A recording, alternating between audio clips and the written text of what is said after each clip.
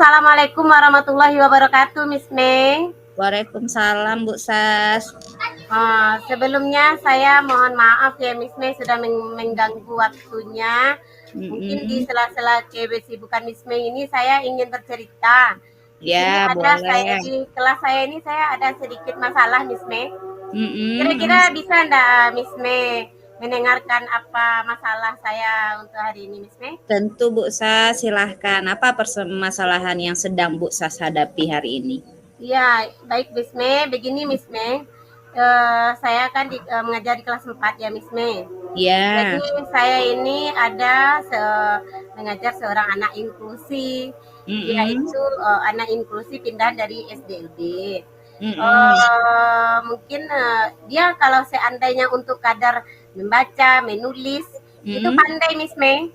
Membaca Iya. kalau tulisannya itu bagus, bagus dibandingkan dengan teman-temannya lain mungkin dia yang bagus lah. Kalau seandainya nilainya 10 dia 8 lah nilai tulisannya Miss Mei. Ya. Pembacanya juga seperti itu. Mm-mm. Tetapi setiba di kelas 4 ini mungkin karena kemarin itu dia naik-naik ke kelas 4 mungkin karena pandai membaca, kemudian pandai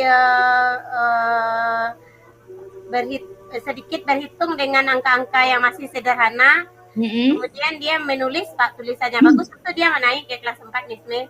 Iya. Tetapi tiba di kelas 4 ini saya agak susah dalam memasukkan pemahaman kepadanya, Miss Mei.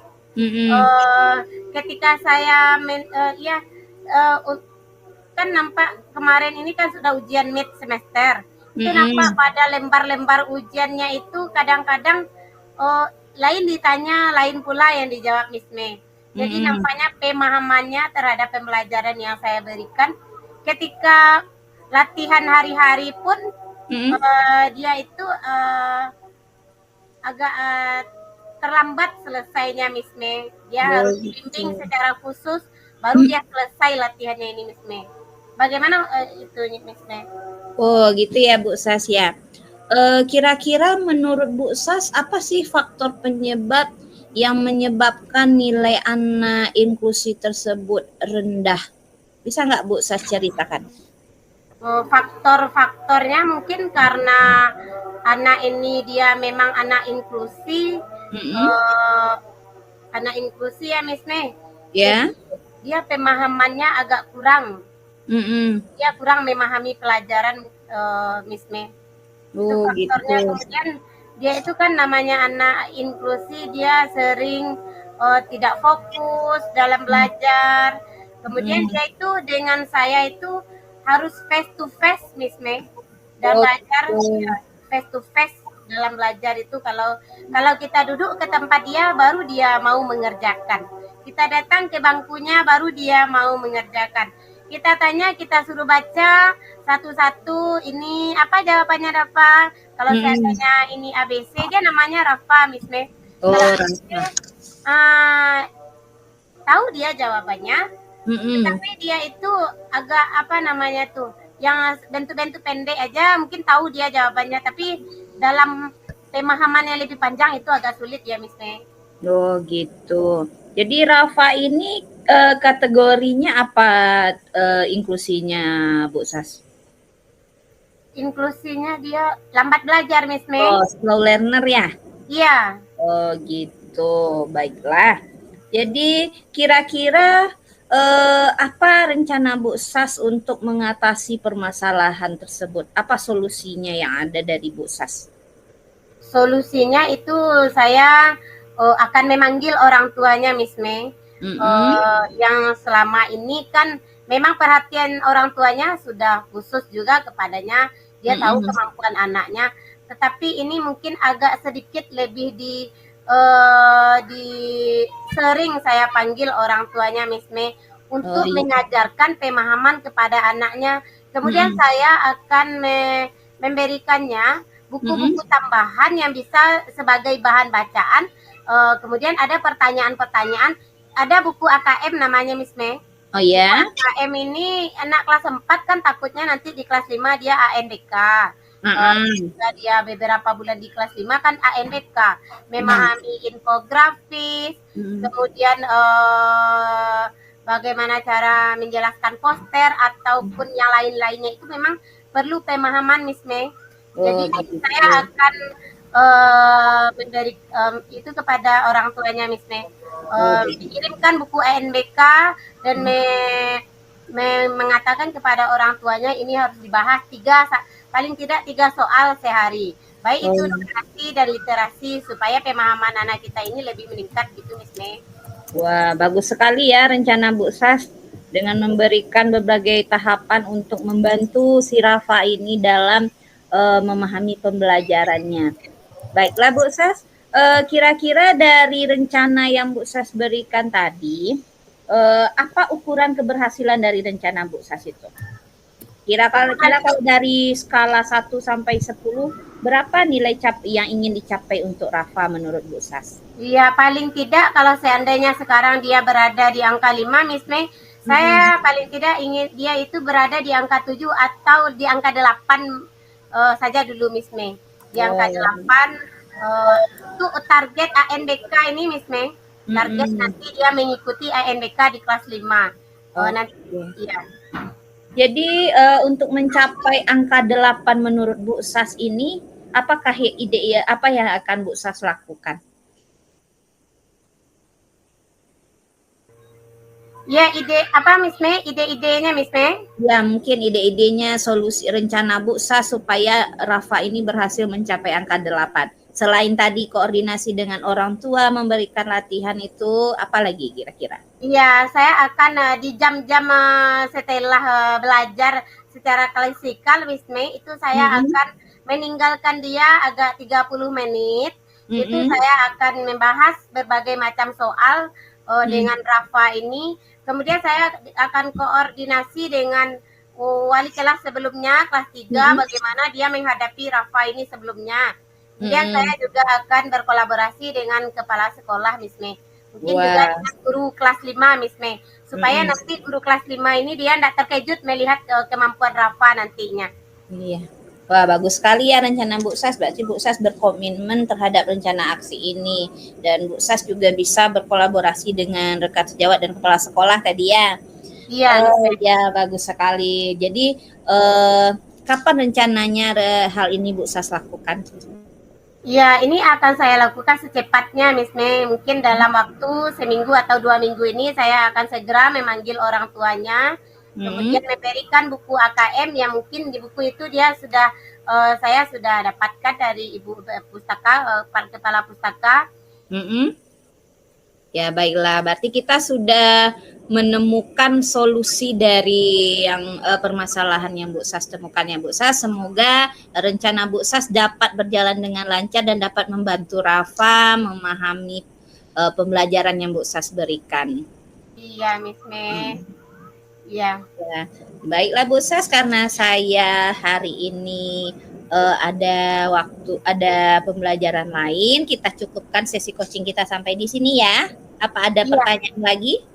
Ya, terima kasih ya Miss May. Saya merasa masalah saya ini agak sedikit sudah kemarin itu jadi beban oleh saya Miss May. Mau diapakan ya, setelah berkonsultasi dengan Miss May, mungkin saya bisa menghadapi Rafa ini dan setidaknya kalau tidak akan setara dengan teman-temannya yang lain, mungkin Rafa ini akan sedikit meningkat kemampuannya Miss May. Terima kasih banyak ya Miss May. Sama-sama Bu Sa, semoga segera terlaksana dan solusinya segera dapat memberikan dapat terlihat keberhasilan dari solusi kita ya. Oke Bu Sa. Iya, terima kasih banyak Miss May. Sama-sama, sampai jumpa lagi minggu depan. Iya, assalamualaikum Miss May. Waalaikumsalam. Ya Pak Jo lagi dengan Bu Sas. Nggak calik lah nawak dikirim di WA.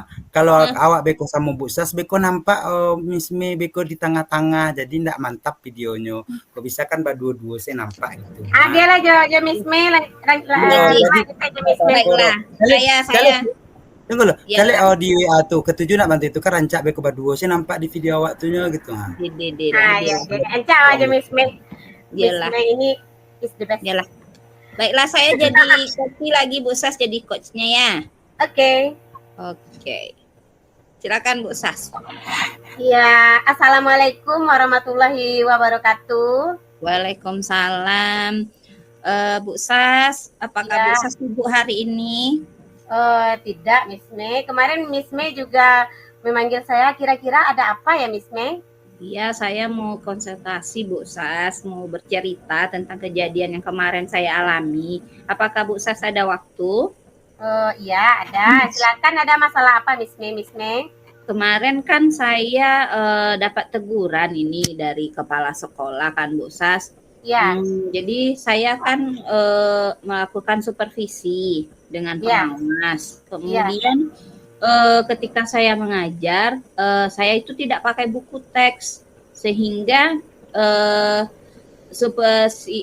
Pak pengawas itu merasa keberatan tampaknya melihat saya tanpa buku teks ini. Padahal saya juga memanfaatkan sumber-sumber belajar lainnya, Bu Sas. Jadi ketika diingatkan pengawas tersebut, saya sampaikan kalau saya tetap mengacu pada kurikulum walaupun ya tidak pakai buku teks gitu. Jadi pengawas tersebut tampaknya tersinggung dengan ucapan saya Bu Sas. Kemudian beliau memberikan laporan kepada kepala sekolah bahwa saya tidak menggunakan buku teks begitu. Oh, begitu ya, Bu. Begitu ya, Miss Mei. Kira-kira kalau kira-kira hambatan apa yang menyebabkan Ibu tidak menggunakan buku teks itu? Saya sudah terbiasa mengajar dengan cara tersebut, Bu Sas. Cuma materi dan juga materi tersebut sudah saya kuasai. Oh, begitu ya. Kemudian apa kelebihan yang dirasakan Ibu saat tidak menggunakan buku teks? Ya, begitu. Kira-kira apa kelebihan yang dirasakan Ibu saat tidak menggunakan buku teks itu, Miss Mei? Saya merasa lebih bebas saja Bu Sas kalau menyampaikan materi gitu, dan hal tersebut sebagai implementasi dalam Merdeka Belajar kan Bu Sas, kan kita bisa memakai sumber manapun yang kita anggap relevan gitu. Oh, kalau boleh tahu kira-kira apa saja sumber belajar ya, Miss Mei ini yang diajarkannya apa ya? Bahasa Inggris Bu Sas. Ya, kira-kira sumber belajar apa yang Miss Mei gunakan di saat proses pembelajaran bahasa Inggris itu? Ada sumber belajar dari internet Bu Sas, seperti video pembelajaran, kemudian ada YouTube juga, ada juga artikel dari internet yang saya ambil gitu. Kemudian menurut Ibu, apakah menggunakan buku teks dapat menghambat eksplorasi murid? Atau Miss Mei dengan menggunakan YouTube itu apakah dia akan lebih begitu daripada proses pembelajaran yang mereka dapatkan begitu, Miss Mei? Kalau saya pikir-pikir kembali ya Bu Sas, pakai buku teks ini tidak akan menghambat eksplorasi murid. Bahkan kalau saya lihat bisa memperkaya referensi murid juga dalam mengeksplor materi pembelajaran. Oh, begitu ya Miss Mei. Kira-kira kalau dicontohkan apa itu contohnya proses pembelajaran dengan menggunakan YouTube itu? Kalau di YouTube itu saya mengambil materinya nanti menampilkan videonya di depan kelas kan Bu Sas, nanti anak-anak akan mengambil kesimpulan dari video tersebut gitu Bu Sas. Ya, pakai aplikasi ya Miss Mei. Apa namanya Miss Mei? Nearpod Bu Sas. Oh, Nearpod. Iya. Ya, Nearpod ya, pakai Nearpod. Saya juga pernah pakai Nearpod itu Miss Mei. Asik kelihatannya dalam pembelajaran bahasa Inggris kita menembak-nembak ya Miss Mei. Saya sangat setuju sekali dalam Miss Mei itu, dia orangnya sudah apa namanya tuh pembaharuan dia ikuti pembaharuan teknologi itu, dia ikuti mencari aplikasi-aplikasi yang mungkin akan lebih menarik untuk anak masa kini yang mungkin dia akrab kalau seandainya kita suguhkan buku teks itu akan itu Miss Mei. Jadi sekarang apa rencana Miss Mei untuk menyelesaikan masalahnya tadi? Saya berencana akan menemui kepala sekolah Bu Sas dan menyampaikan permohonan maaf ini telah membuat kecewa pengawas tersebut. Kemudian mungkin saya akan bertemu langsung dengan pengawas tersebut dan akan menjelaskan tentang kesalahpahaman ini, gitu aja Bu Sas. Ya, Mudah-mudahan berhasil ya Miss Mei. Iya. Kita legowo mungkin menghadapi Bapak pengawas dan Ibu Mm-mm. kepala sekolah ya. Iya. Kemudian apa komitmen Ibu terhadap rencana Ibu itu? Saya akan mengatakan bahwa saya akan mengajar menggunakan banyak sumber termasuk buku teks Bu Sas, internet, juga video pembelajaran dan juga supaya murid-murid saya dapat lebih mengeksplor materi mereka gitu Bu Sas. Iya, bagus sekali itu ya Miss Mei. Mudah-mudahan melalui Ibu kepala sekolah, guru-guru lain juga bisa mengajar pakai buku teks dan dengan menggunakan aplikasi-aplikasi terbaru ya Miss Mei. Iya Bu Bisa Sas. ditiru oleh ibu guru-guru yang lain. Ya Iya. Miss Mei. Ya, terima kasih banyak Bu Sas atas kesempatannya kali ini telah memberikan saya waktu untuk dan juga membantu saya menemukan solusi terhadap permasalahan yang saya hadapi. Iya. Terima kasih Miss Mei. Ya, terima kasih Bu Sas. Assalamualaikum. Waalaikumsalam warahmatullahi wabarakatuh.